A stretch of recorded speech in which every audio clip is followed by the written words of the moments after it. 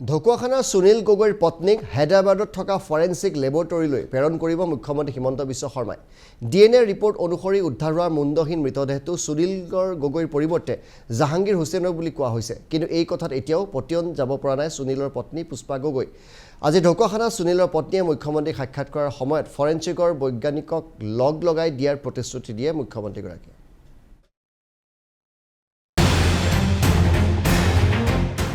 ঢকুৱাখানাত এয়া মুখ্যমন্ত্ৰী ডক্টৰ হিমন্ত বিশ্ব শৰ্মা। মাজুলীৰ বান পৰিস্থিতি অধ্যয়ন কৰিবলৈ যোৱাৰ সময়ত ঢকুৱাখানাৰ পৰিস্থিতিও অধ্যয়ন কৰে মুখ্যমন্ত্ৰী। সেইখিনি সময়ত মুখ্যমন্ত্ৰীয়ে আৰক্ষীৰ বেষ্টনীৰ বাহিৰত ৰৈ থকা সুনীল গগৈৰ পত্নীক দেখা পাই সাক্ষাতৰ বাবে মাতি পঠায়। আচলতে মুখ্যমন্ত্ৰী ঢকুৱাখানালৈ আহিব বুলি গম পাই সুনীল গগৈৰ পত্নীয়ে পুৱাৰে পৰা মুখ্যমন্ত্ৰীক সাক্ষাৎ কৰিবলৈ অপেক্ষা কৰিছিল। সুনীল গগৈৰ পত্নীৰ লগত আছিল এখন স্মাৰক পত্ৰ। এইবাৰ এই স্মাৰক পত্ৰখন মন কৰক। স্বাভাৱিকতে আপুনি জানিব বিচাৰিব সুনীল গগৈৰ পত্নীয়ে স্মাৰক পত্ৰত কি লিখিছিল। 1 জুনত মোৰ স্বামী সুনীল গগৈৰ মৃত্যু হৈছিল বুলি আৰক্ষীয়ে জনাইছিল। সেই মৰ্মে হিন্দু ধৰ্মৰ মতে স্বামীৰ সৎকাৰ কৰা হয়। সেইদিনাৰ পৰা মই বিধৱাৰ সাজ পৰিধান কৰিবলৈ বাধ্য হওঁ। মোৰ স্বামীৰ মৃত্যুৰ পাছত ঘৰখন একেবাৰে অচল হৈ পৰে।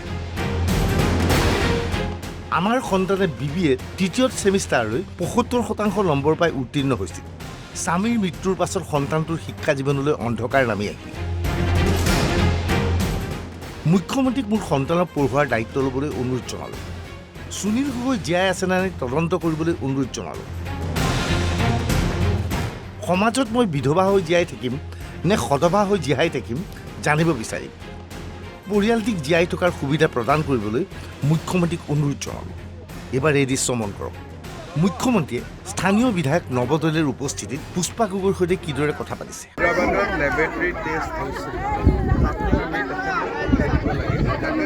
বিজ্ঞানীসকলৰ লগত কথা পাতি নিজে কনভিন্স হ'ব পাৰে।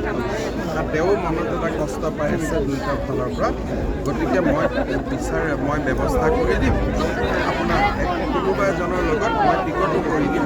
দুইজনক হায়দৰাবাদত গৈ চাইণ্টিষ্টজনক লগ কৰি দিম।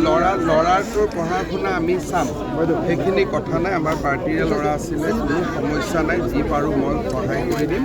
পৰৱৰ্তী সময়ত মুখ্যমন্ত্ৰীৰ সৈতে আলোচনাৰ বিতং তথ্য সদৰি কৰিলে সুনীল গগৈৰ পত্নী। কি ক'লে? তেওঁ কৈছে ল'ৰাটোকো পঢ়া শুনা কথা ক'লোঁ। তেওঁ কৈছে সেইখিনি আমি সকলোখিনি যোগাযোগ কৰি দিম বুলি কৈছে। আৰু যদি ফৰেনচিকৰ ৰিপৰ্ট চাবলৈ যায় তেতিয়া হায়দৰাবাদলৈ যদি যাবলৈ বিচাৰে মই টিকট কাটি চব যোগাযোগ কৰি দিম বুলি কৈছে। তদন্ত প্ৰক্ৰিয়াটো কি হৈছে সুধিছিলে নেকি? সেইখিনি ইমান সুধিবলৈ নাপালোঁ। তেওঁ কৈছে মাত্ৰ আপুনি চিন্তা নকৰিব, আমি চব ঠিক কৰি দিম বুলি কৈছে। আমাৰে ল'ৰা বুলি কৈছে তেওঁ? হয়, আমাৰে ল'ৰা, আমি সকলোখিনি ঠিক কৰি দিম বুলি কৈছে। আপুনি আশাবাদী নে মুখ্যমন্ত্ৰীগৰাকী আপোনাৰ ওচৰলৈ নিজে আহিলে?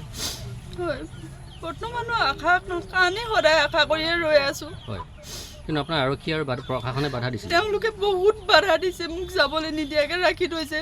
কিন্তু CM ছাৰে শেষত নিজে তেওঁ মোৰ ওচৰলৈ আহিছে। কি আপোনাৰ আৰক্ষীয়ে যে ইমান বাধা দিয়া কাৰণটো কি বুলি ভাবে? তেওঁলোকৰ নিজৰ দুৰ্বলতাখিনি ঢাকিবৰ কাৰণে তেওঁলোকে সদায় মোক বাধা দি ৰাখিছে। কিন্তু মুখ্যমন্ত্ৰী নিজে আপোনাক দেখি নিজে আগবাঢ়ি আহিছে, কৈছে আপোনাক চিনি পাইছে বুলি কৈছে। এতিয়া হায়দৰাবাদৰ যোৱা ব্যৱস্থাটো আপোনাক কৰি দিম বুলি কৈছে।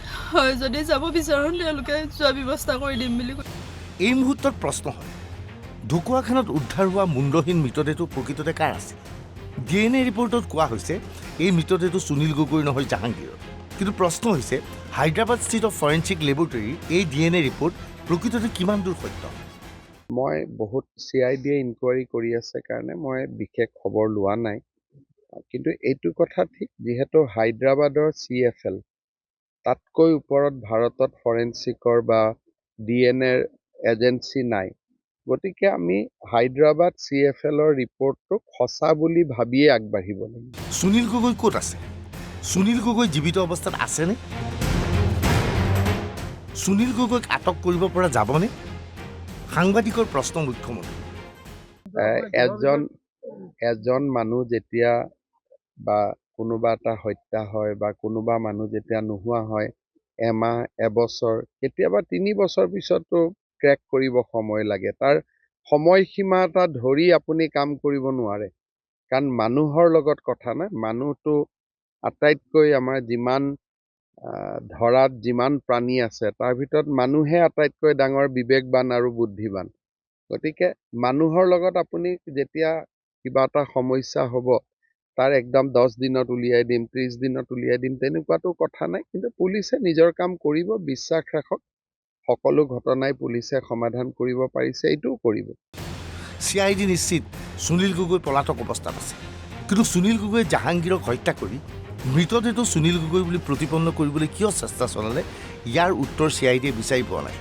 লগে লগে CIDয়ে জানিব বিচাৰিছে পত্নী সন্তানৰ ওচৰত নিজকে মৃত প্ৰতিপন্ন কৰিবলৈ সুনীল গগৈয়ে চেষ্টা চলোৱাৰ উদ্দেশ্য কি।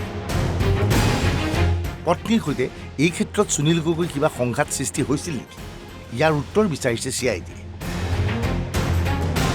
Bureau report, NB news.